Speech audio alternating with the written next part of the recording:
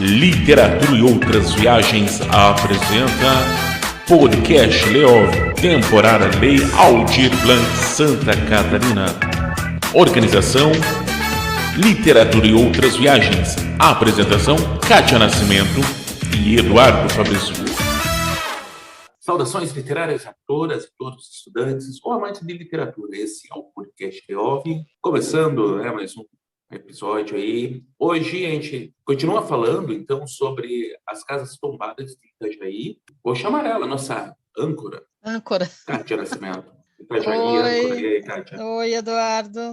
Então, eu estava pensando esses dias que a gente deu o nome do projeto de Casas Tombadas de Itajaí, né? Mas Sim. Não são só casas, né? Porque são Sim. casas, são igrejas, tem árvores também, né? Tem a árvore que foi tombada, literalmente tombada, né? Que a árvore caiu.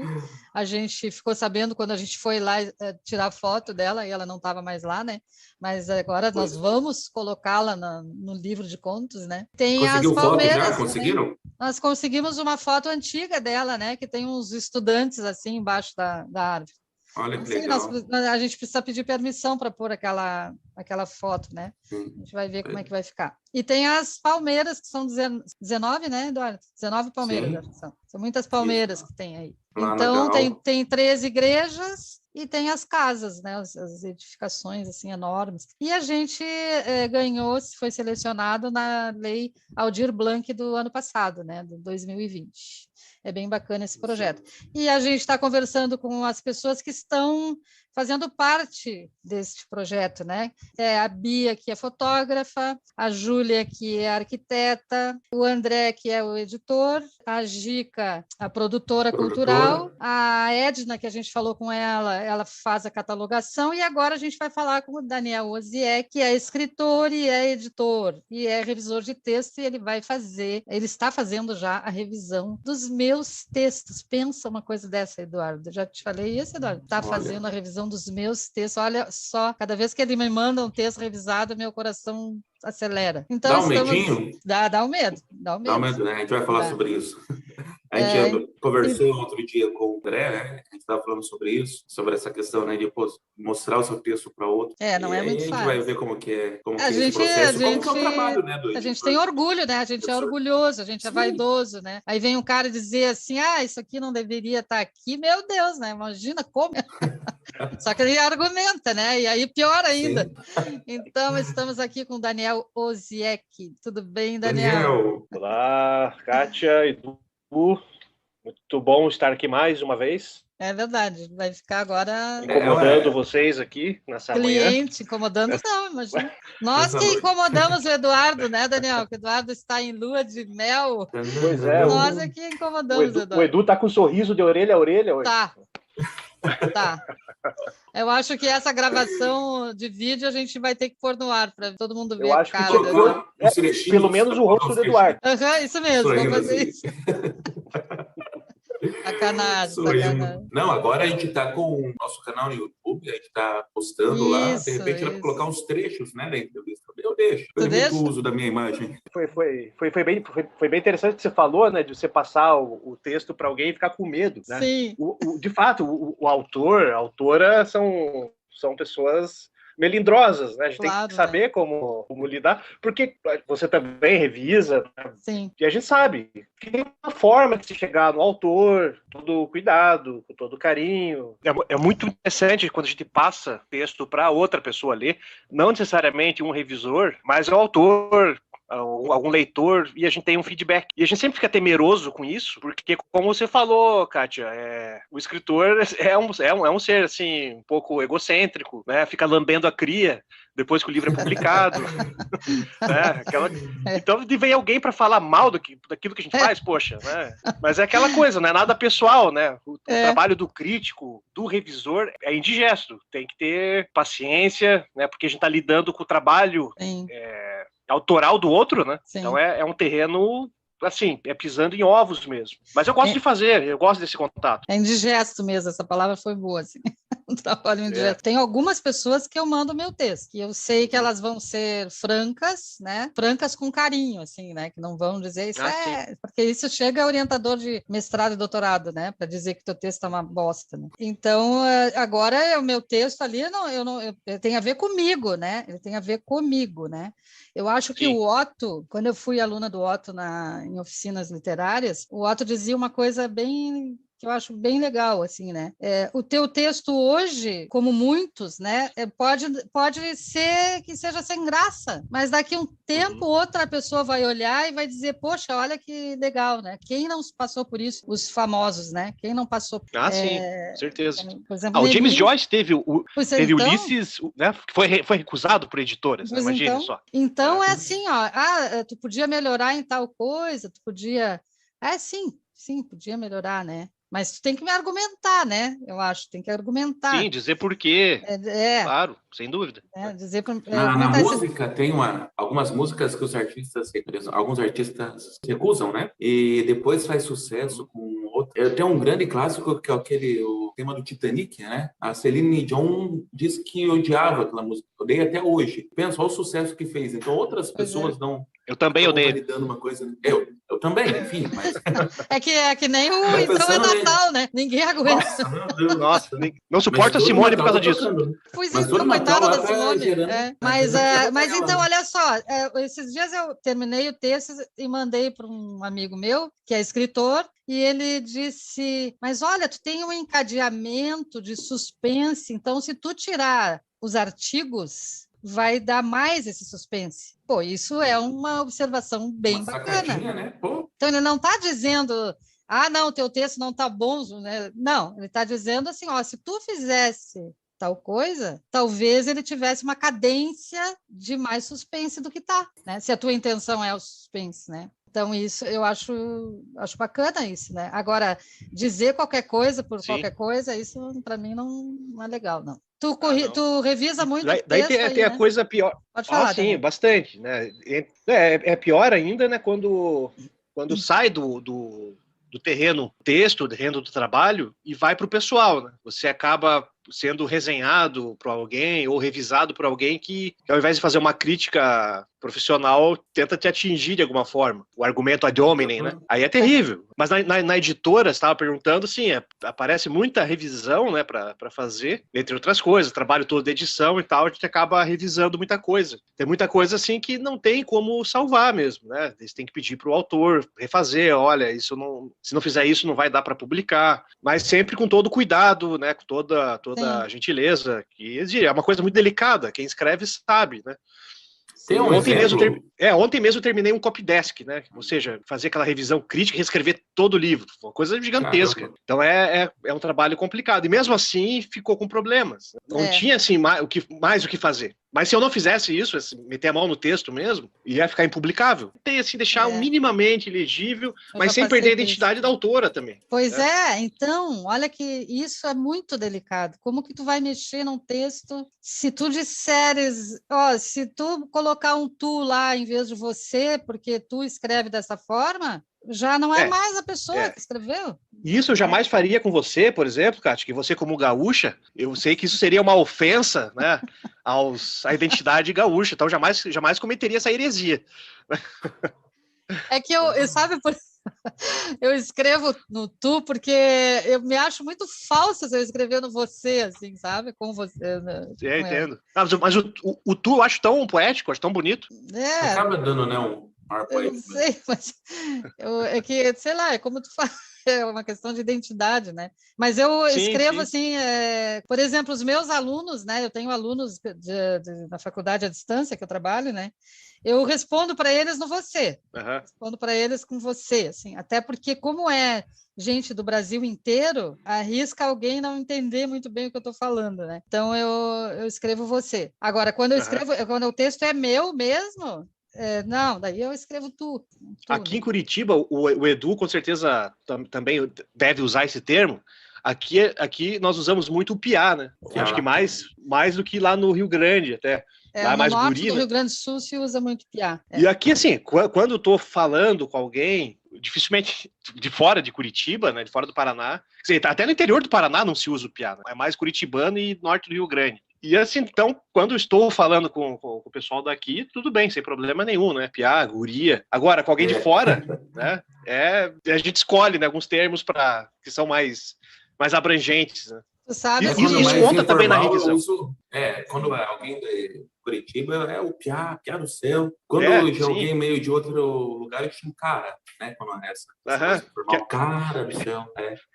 É mais sabe universal, que Pelotas, Pelotas, sabe como é que se diz piá? Mandinho. Nossa, nem fazia ideia. Aquele mandinho. E uma vez numa faculdade em Curitiba aí, aquelas que a gente conhece, Daniel, eu entrei na sala de aula e eu dizia, né? E aí, bom dia, gurias. Bom dia, gurias. Uma vez eu fui repreendida, porque guria é ofensa. Isso que era xingamento. Nossa, que bobagem. Ixi, eu já fui ofendida várias vezes, ofendida e repreendida também, né? Por causa do meu linguajar, né? Desconhecido, né? Na época, né? Porque faz 20 anos isso já. Mas então, Daniel, e o que tu tá achando de corrigir os textos para o nosso projeto? Olha, eu tô gostando muito, gostei do desafio. O André veio falar comigo, falou, a gente precisa para ontem. Eu falei, é sempre bom o desafio, né? Eu gosto. Inclusive, conversando com a Kátia ontem pelo WhatsApp, né? Falei, eu vou madrugada dentro, eu gosto de trabalhar de madruga. Consegui pegar, assim, a essência do projeto, né? Achei muito interessante essa relação de você usar espaços da cidade na ficção. Olha, pai, estou aqui na frente. Tu estás me vendo? Estou no primeiro degrau que leva à tua casa. Estou observando esta capela tão linda, construída há tantos anos. Imagina, 3 mulheres devotas, crentes mesmo, idealizaram a capelinha para virem rezar quando quisessem. As 3 Anas. Estou aqui pensando como ela é linda. Foi construída há tantos anos que nem sei. As histórias se misturam. Mas, pai, estou com dúvidas. Não sei se entro ou se fico só aqui olhando essa lindeza toda, contemplando o que me parece inatingível. Desculpa esta descrente que te fala. As coisas estão tão confusas por aqui. Fico olhando sem muita vontade de subir. E tem muitos degraus, as pernas já não me ajudam muito. Continuo no primeiro andar, sem saber para que lado olhar. Se me volto a ti, penso, o que estarás fazendo aí dentro? Por que cargas d'água? O homem acreditou que tu estás aí. Por que estarias tu dentro de uma capela, por mais lindinha que ela seja, por mais que tenha sido construída com carinho e com a finalidade de reunir pessoas em teu nome? Olho para cima, pai, pois continuo no primeiro degrau, sem sair do lugar, e penso em quantas pessoas já subiram e quantas ainda subirão. Mas também em quantas desistiram, pois não te encontraram lá. Olho para cima e vejo o sino, o imponente sino que toca quando o homem quer. Será que tu queres que toquem um sino desses para chamar as pessoas para dentro da capela, como se fossem gados sendo guiados pelo seu dono? Será que elas ouvem, pai? Olho agora para dentro, pai, para dentro da capelinha. Linda capelinha, feita com tanto esmero. Vejo as rosas da Nossa Senhora. Quantas rosas! Fico olhando para ela, pai, e parece que quer me dizer alguma coisa. Enxergo seus lábios se abrindo, parece que para sair palavras, mas não a escuto. Eu ensurdeci. É muito barulho, é muita falação. Eu ensurdeci, pai. Eu gosto muito disso, né? A Kátia sabe, né, dos meus trabalhos de encontro. Na cidade, né? Eu adoro o espaço urbano. Embora no meu último livro pela IP lá eu não faço isso, mas eu gosto muito de pegar elementos geográficos, né, reais e colocar na ficção. E você trazendo isso, né, com essas casas, né, de Itajaí, veja só, você está de certa forma englobando assim várias áreas, né? Tem a sua mão de ficcionista, tem a questão geográfica da cidade, tem a questão histórica, né? Tem a questão da arquitetura, né, como você comentou antes, enfim. Sim. Então e a questão das imagens, né? Vão ter imagens ali acompanhando os textos. Isso é muito interessante. E você construir todas essas narrativas. Eu gostei muito do primeiro conto lá, que eu não vou lembrar o título agora, que é a Casa Amarela, né? Da Casa Amarela, a Casa Conder, né? Casa É isso? Conder, é. Tem todo um elemento ali meio de fantástico, de horror, né? Eu achei muito, muito, muito bom isso aí. E assim, no processo de leitura, de revisão, é um processo de leitura diferente de quando a gente vai ler... Por prazer, né? Por prazer, digamos assim. Não que não seja prazeroso a revisão, Sim. mas é uma leitura diferente. É uma leitura diferenciada, uma leitura mais cuidadosa. Exato. Você está analisando ali o texto, né? Outros elementos que vão além do texto. Mas eu gosto muito de fazer isso. Faço isso há muito tempo, né? De revisar texto, ler textos de amigos. Às vezes nem só para revisar, às vezes para dar uma opinião. Eu sempre gostei de fazer isso, assim, né? E eu sou meio procrastinador, assim. Eu vou deixando para depois. É por isso que acho que o André Soltal, ele soube disso, desse meu lado, e falou, preciso para ontem, não se enrola. Ele intuiu, né? Mas está sendo muito, muito, muito legal, assim, de revisar esses textos, né? E a Kátia é super aberta a sugestões, né? A Kátia não se ofende com as dicas. Mais ou menos. Então, deu assim, deu claro. Não, até porque tu entende do que tu está escrevendo, do que tu está opinando ali, né? Eu sei que tu entendes isso, né? E a gente tem uma liberdade. É diferente no sentido de que a gente sabe que a pessoa domina, né? É aquilo que a gente falou no começo ali, não é uma pessoa assim que não é da área, nada, e vem, mas você poderia mudar isso. Quem é você na fila do pão? Porque a gente estuda também o assunto, né? Sim, claro. O que eu tenho feito nesse trabalho de revisão, né, do livro, eu tenho colocado para a Kátia ver à margem lá do arquivo alguns comentários, assim. Quando eu acho que alguma coisa poderia mudar, eu coloco lá a sugestão, entre aspas, e pergunto lá, que tal? E aí? Sugestão, sugerindo. Daí a Kátia vai ver lá depois, né? Não quero. Mas o autor tem todo o direito de recusar, né? Claro, é uma sugestão, né? Daniel, tu vê, eu faço isso com um aluno, Daniel. Eu não digo isso não pode. Uhum. Até porque eu sou linguista, eu não posso botar a goela abaixo para as pessoas, né? Eu estaria sendo incoerente, né? Não, sem dúvida. Se depende do público que tu quer atingir, tu pode escrever dessa forma, né? Mas se o objetivo for na academia de letras... Mas eu sempre fico pensando, por exemplo, eu sempre pego como exemplo essa questão linguística, a questão da variante linguística e tal. Já pensou se o cara lá que publicou o Cidade de Deus, né, é Paulo Lins, né, o autor lá de Cidade de Deus, e, são narrativas que se passam em comunidades periféricas do Rio de Janeiro dos anos 60. Então, o Paulo Lins foi um cara que viveu ali naquele ambiente e ele reproduz a linguagem que se falava, né, nos morros cariocas ali dos anos 60, 70. Agora, imagina se o revisor pegasse, nossa, o cara escreveu aqui um termo, escreveu problema, por exemplo. Sim. Né? Ou escreveu lá, tem lá o personagem famoso, o Zé Pequeno, né? Imaginou o Zé Pequeno, ao invés de mandar alguém fazer alguma coisa, falar um por obséquio, né?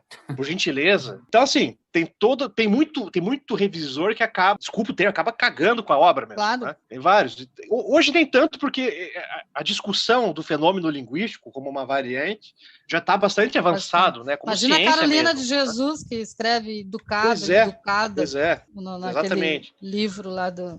Como é, no ou pegar poemas. Exato. Ou pegar poemas, por exemplo, do Patativa da Saré, que foi um poeta, grande poeta, que não sabia escrever até certa idade. Ele aprendeu a ler e escrever depois dos 40. Eu nem lembro se totalmente ainda. Mas ele era poeta, ele falava poemas metrificados, né, certinhos, assim, sem ter essa noção do código, né, linguístico, do código escrito. Muito, muito interessante isso. O domínio da língua padrão, na verdade, ele não tinha, né? Aquela língua padrão, entre aspas. Agora, se fosse um revisor, né, querendo passar isso tudo para a norma padrão, né, ia acabar com o texto, acabar com o texto literário. É o que o André fala na podcast, no episódio passado.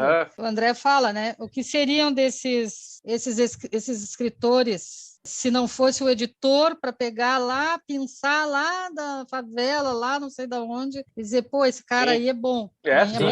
Acaba sendo um facilitador, né? Para trazer para o meio, né? O editor, né? O caso do editor. Isso, o editor, Então, assim, o revisor ele tem que ter uma sensibilidade, ele tem que entender minimamente de literatura, não só de gramatiquês, né?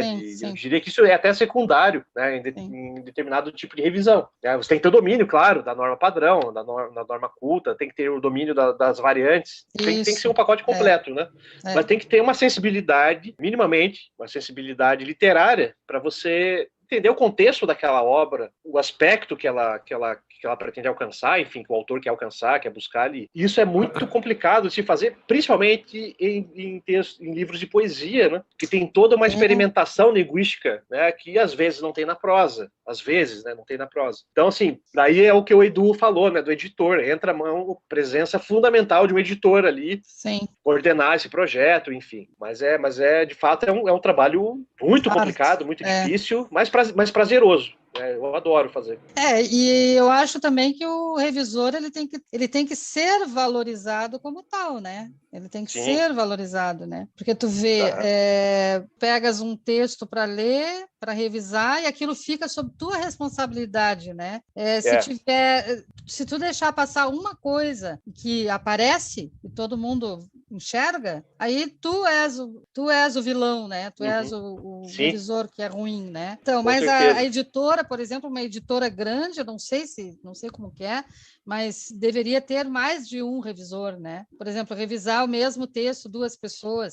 A gente já fez isso, Eduardo. E algumas editoras grandes, como, sei lá, a Companhia das Letras, alguns livros, lá na ficha catalográfica que eu olhei, aparecem lá mais de, às vezes, 2 revisores, alguns 3. Às vezes, e mesmo assim, né, todo livro tem gralha, né, todo livro vai vir com uma falhazinha, isso é normal. Então, veja, mesmo com vários revisores ali em cima do texto, uma equipe gigantesca, passa batido uma coisa ou outra. Agora, imagine nas editoras independentes, né, que às vezes é uma pessoa que tem um prazo curtíssimo para terminar o trabalho. Às vezes o livro nem é revisado, e não tem verba para isso, você precisa entregar para a gráfica, tem que entregar para o autor. Então, dessa forma, né, com vários revisores já passa, imagina então você não tendo o trabalho de revisão.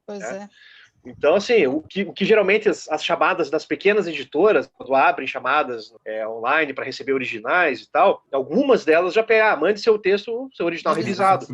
Porque, assim, isso facilita muito o trabalho do próprio revisor que vai pegar o trabalho depois. Eu comentei com vocês há pouco, né, desse copydesk que eu fiz, nessa reescrita. Nossa, foi um trabalho, assim, em alguns momentos absurdo. Eu tive que tirar muita coisa do texto porque não fazia, pelo menos na minha percepção, ali lendo aquele texto, não fazia sentido. Assim, eu tentei deixar minimamente coerente com o texto da pessoa, mas muita coisa teve que sair, porque não tinha condições de publicar. Então, assim, espero que tenha ficado legível, mas isso acontece aos montes, né? Isso são ossos do ofício do revisor. Eu sempre achei, né, eu faço revisão há muitos anos, né, e sempre achei muito árdua essa tarefa, assim, sabe, muito árdua. Sim. Mesmo as revisões que a gente faz em sala de aula para alunos, né, eu também sou muito crica com as coisas, eu tenho que revisar linha por linha, né? Porque é assim, tu não pode, tem que ser linha por linha, né? Então, tu tem que olhar tudo, tem a revisão. A gente tinha aquele curso lá, lembra, Daniel? Eu acho que tu não chegasse, né? Porque não abriu o turno, não chegasse a trabalhar com a gente no assessoria linguística lá, né? Não, Mas aquele curso foram umas 5 ou 6 turmas que a gente formou lá. Era de assessoria linguística, revisão textual e revisão gramatical. Então, revisão textual é uma coisa, né? É o que tu está fazendo nesse livro aí. Fizeste uma revisão textual além da gramatical, né? Porque se tu tem que tirar, se tu tem que mexer no texto, que é uma revisão textual, a questão é o sentido, né? O sentido que o autor queria dar. Exatamente. A revisão textual está muito próxima da revisão crítica, né? Você dá dicas, dá sugestões, não simplesmente trocar um S por uma cedilha, e se colocar um acento, tirar uma vírgula, né? Você acaba sugerindo muita coisa. Né? Isso é muito trabalhoso de se fazer, mas eu confesso que eu prefiro trabalhar com uma revisão textual, uma revisão crítica, do que meramente de gramatical, né? Que é muito mecânico, né? Claro, você olha ali e troca. Dessa forma, essa revisão mais completa, a gente acaba interagindo com o texto e com o autor. E tem gente que cobra pelos 2 trabalhos, né?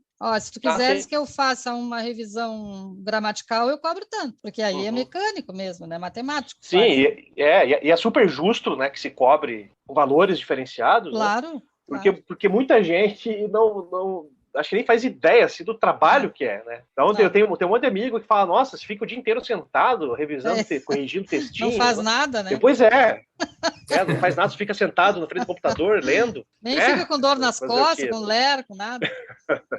Sabe, para a geração antiga, para minha mãe lá. Pô, só fica na frente desse computador aí, como que vai ganhar dinheiro com isso? Não, e tu fica, Pois quando é. a gente está escrevendo, assim, já me aconteceu isso, assim, né? Estou olhando o texto, assim, fico olhando, pensando, acho que todo mundo faz isso, né? Tu fica na frente daquele computador, nem faz nada, fica só olhando para o computador. Pois é, tem disso, né? Ou o cara que está Ai. pintando, né? O artista plástico, né? Sim. Nossa, o cara, horas na frente daquela tela em branco, faz nada. Aí, quando faz um desenho que até uma criança faria. Tem um monte de gente que fala isso, né? Pô, dá uma raiva disso, Vocês né? já assistiram aquele filme Minha Amada Imortal? Ah, sim. Que é sobre A o história Beethoven? do Beethoven, exato. É, que o Sim, sobrinho dele, né, que era supostamente filho dele, ele ficava bem louco e dizia: ele acorda com aquela, fazendo assim, tã. É um louco. Uhum. Geralmente o artista tem esse estigma, né, de ser o cara que vive no mundo da lua, né, de ser o louco, o cara que vai contra a corrente e tal. E a gente tem um pouco disso, né? Só que as pessoas não sabem que a gente também tem que pagar conta, a gente paga boleto, a gente tem que pagar o imposto de renda, né? Enfim, a gente tem que comer. A gente tem que beber. Beber, tá certo que eu bebo mais do que eu deveria, mas tudo bem. Né? Podia economizar aí, hein, Daniel? Pois é. A Diana vive me falando isso, ó. Compra uma cerveja a menos aí no final de semana e tal. Mas o artista, seja na área que for, ele é uma pessoa como qualquer outra. O trabalho do artista é trabalho, né? Acho que da outra vez eu comentei aqui, né? Que para mim nunca teve esse negócio de baixou uma entidade ali, o cara dá uma de Chico Xavier ali, né? Não, nem trabalho. Comigo acontece isso, Daniel. Ah, então, né? Nem com você. Nem tem que comigo, sentar lá e trabalhar. Chegada, né? Pois é. É trabalho. Né? Pelo contrário, eu acho que eles dizem assim no meu ouvido: para aí, tu tá achando que a gente vai dizer alguma coisa para ti? Vai lá e trabalha, guria. Vai lá e trabalha, preguiçoso. Mas é legal.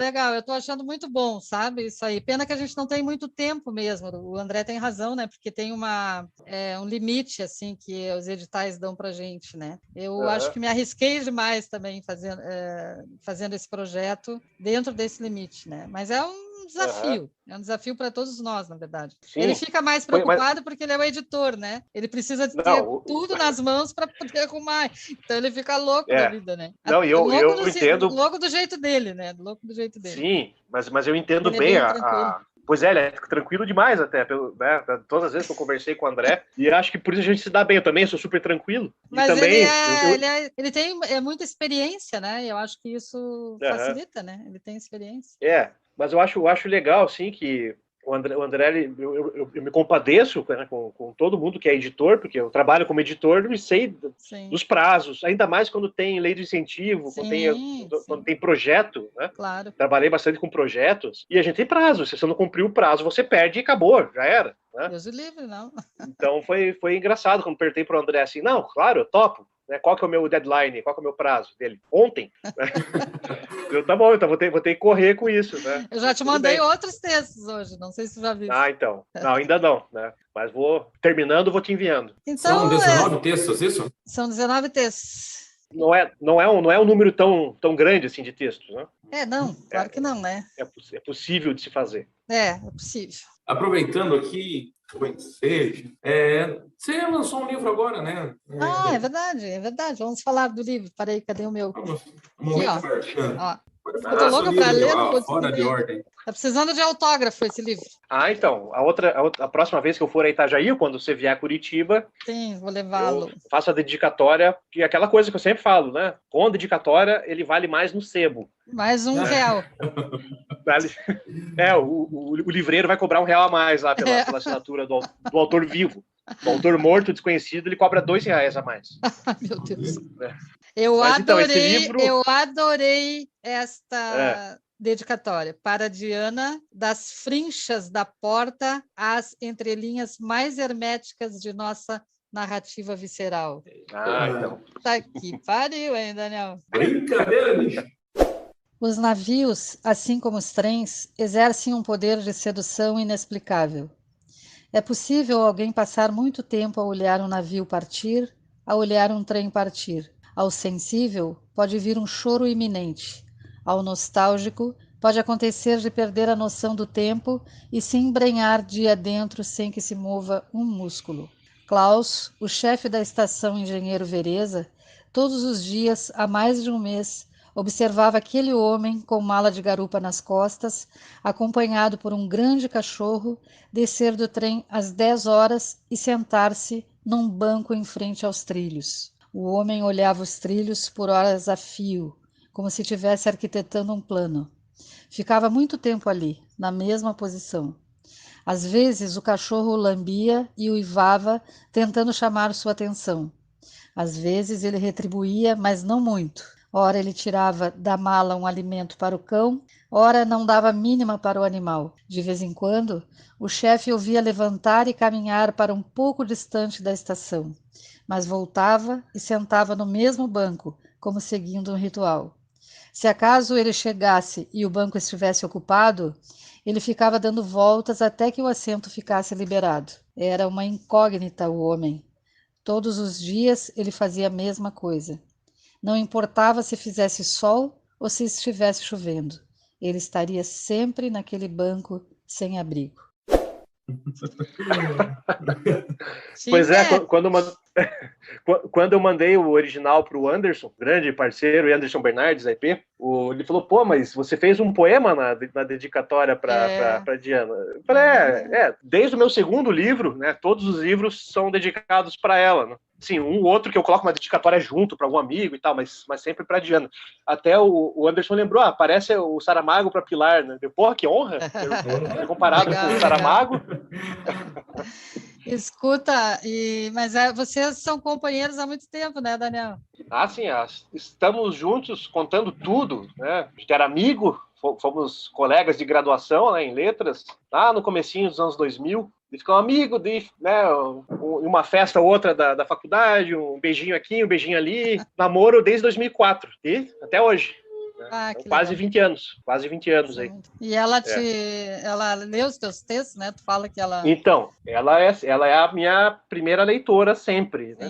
E há pouco a gente falava dessa questão, né, de você lendo alguém com o objetivo de revisar, de dar dicas, né, de dar sugestões. Ela nunca teve, assim, esse... Claro que a liberdade que a gente tem também é outra, né? Mas ela nunca teve, assim, esse problema. Não vou falar isso porque o cara vai ficar ofendido. Teve texto do meu livro sobre o signo da noite, por exemplo. Teve um conto que saiu, ainda bem que eu salvei o livro graças a ela, né? Ela chegou e falou, esse conto tá uma merda, não publica, né? Não, destoa de todo o resto, tira isso, por favor, não publica isso. Tu tá com ela até hoje, depois dela ter dito isso pra ti, meu Deus do céu, porque tu ama essa mulher mesmo. E vocês dois escrevem, vocês dois sabem que alguém chegar pra gente falar que o nosso texto tá uma merda não é muito, muito agradável, né? Então, acontece também. A Diana, pelo menos, ela sabe que eu crio, né? Eu crio as personagens. Claro que algumas coisas a gente acaba tirando da realidade, mas eu gosto muito desse lance do criar do nada, assim, né? Sim. Então eu tenho várias personagens aí que não tem nada a ver com ela, a maioria, né? Dificilmente ela entrou em algum texto meu, por isso que eu sempre faço as dedicatórias para ela, né? Então pelo menos eu garanto o meu nessa, você não está, nenhum texto é baseado em você, mas o livro é dedicado para você, então eu já garanto nessa. Como diz a Kátia, é um galanteador. Um galanteador, Daniel é um galanteador. Pois é. Então tá, Daniel, acho que foi um prazer conversar contigo. O prazer é meu. A gente sempre tem muito o que conversar, né? Meu Deus. Nossa, a conversa rende. Sempre tem assunto. Você sabe que agora tem essa galera do podcast que estão fazendo vídeo, né? Cara, a conversa deles é de 2 horas, 2 horas e meia. Pois é. Mas é muito tempo, né? É muito legal. Eu acho muito tempo também. Mas eu tô me pegando, eu tô escutando muito. Ligo ali no YouTube, que eles estão nas plataformas lá, no Spotify, por exemplo. Mas eu tô assistindo, né? Que daí é entrevista com a câmera ali também. E eu vou fazer minhas coisas e fico ouvindo também, né, pelo YouTube também. E isso é uma dica, né? Pra você que tá ouvindo a gente, de repente, por Spotify aí, no YouTube agora. A gente colocou essa temporada das Casas Tombadas de Itajaí e a gente já está preparando para colocar as outras 4 outras temporadas, né? 3 temporadas. A 4ª temporada já está no YouTube. Agora, Aí é no YouTube. também. Vai lá no YouTube, viu, Daniel? Fácil, né? Vou lá sim. Eu acho que eu não estou inscrito ainda, vou me inscrever. Isso. A Kátia já vai mandar o link ali, vai estar o link também aí no Facebook, no WhatsApp, no Instagram, né, para a galera que ainda não viu o nosso... Eu acho que é mais fácil até YouTube, às vezes. Você está em casa, de repente, lá, abre lá e deixa rolar. Às vezes é mais fácil do que outra plataforma. Às vezes até para os mais idosos. A minha mãe mesmo, quando da outra vez que eu participei com vocês, ela, se eu não me engano, pelo YouTube. Não sei se já estava. Não estava. Eu me lembro que tu me perguntou que ela estava te reclamando que ela não tinha mais fácil, né? escutado ainda, né? Cadê? E tu tens um irmão também, né? O André, né? Tenho 2 irmãos, né? O Eduardo, que é o mais velho, que é músico também. O teu xará aí. E o mais novo, que também é músico, que é o André. Músico e jornalista. Tu também é músico, Daniel? Eu sou músico diletante, eu sou baterista, né? Tenho banda, inclusive toco com meu irmão. Mas então faz pouco tempo que eu me dei conta disso. Desde muito novo, assim. Música sempre teve presente lá em casa, né? Meu pai é músico, né? Então a gente sempre teve isso, né? Fã de Beatles e tal. Então a gente tem até hoje essa criação musical. Pergunta aí. Seus textos poéticos acabam sendo mais musicais? Alguns sim. Eu tenho texto poético que não tem nada de música, mas às vezes é de forma proposital, né? Mas é com frequência, assim, a poesia tem uma certa musicalidade, né? Um ritmo, né? Poesia é basicamente ritmo, né? Tem que ter um ritmo de leitura, né? Mas eu tenho poemas, assim, que eu não faço questão eu quero deixar a coisa meio truncada, assim, né? No livro novo que sai agora, em breve, pela Cotter, eu tenho alguns poemas que são... tem um formato assim, de lista de palavras. Então ali não tem uma musicalidade. Mas no geral, sim, eu gosto desse lance de ritmo. Acho muito interessante. Olha que da hora. Uma cadência, né? Uma cadência. Então, Daniel, onde a gente te acha nas redes sociais? Instagram, Facebook e só, né? Só tô no Instagram e Facebook. Daniel Zeck, procura lá para comprar os livros. Tem o livro recém-saído agora pelo EP Amarelo, que é o livro de contos, Fora de Ordem. Tem o livro que vai sair agora, semana que vem, pela Cotter, que é um livro de poesia, que é o 27 episódios diante do espelho. Já está à venda no site da Cotter. O livro da IP já está à venda no site da IP. Inclusive, fizemos um lançamento presencial aqui em Curitiba, foi muito bacana. O Anderson veio para cá. Fizemos um lugar aberto, assim, com todo o cuidado possível e necessário. Mas é isso. Pode comprar comigo também, né? Me acha nas redes aí, Instagram, Facebook, né? Daniel Zeck, que a gente negocia. Então tá. E tu, Eduardo, como é que a gente te acha? Eu, Edu Fabrício, no Insta, Eduardo Fabrício P no Facebook e Podcast Leov. Você joga aí também no Insta e no Facebook, você encontra, pode conversar com a gente aí. Bastante ideia. E agora também a gente tem, né? Lembrando, o podcast no YouTube também. Temos um canal lá. E logo a gente vai ter o livro de poesias do Eduardo Fabrício. Olha, que maravilha. Quero ler. Quero ver se eu mando para ti essa semana, hein, Kátia? A minha primeira revisora. É que eu fui professora dele, né, Daniel? Daí eu qualquer coisa você puxa a orelha. Eu encho muito o saco dele. Eu vou deixar. Não, imagina. Não. Bastante. Então tá. E eu, Kátia RS Nascimento no Instagram e Kátia Nascimento no Facebook. Curta, compartilhe, siga-nos nas redes sociais. Esse é o Podcast Leov. Te agradeço, então, ao Daniel fazer parte da nossa conversa. E vemos vocês no próximo episódio. Né, Kátia? Sim. Kátia, ainda quero fazer uma live lá no YouTube. Tá bom, vamos fazer. Vamos ver isso daí. Valeu, galera. No próximo episódio, então, será a Gica Voit, que seria hoje, mas a gente resolveu mudar a ordem das coisas. Tá bom? Que legal. Beleza. Então, até a próxima. Um abraço para vocês. Obrigada. As coisas fora de ordem. As coisas fora de ordem. Tchau. Literatura e Outras Viagens apresentou Podcast Leov, temporada Lei Aldir Blanc, Santa Catarina. Apresentação, Kátia Nascimento e Eduardo Fabrício. Siga-nos nas redes sociais, @Podcast Leov.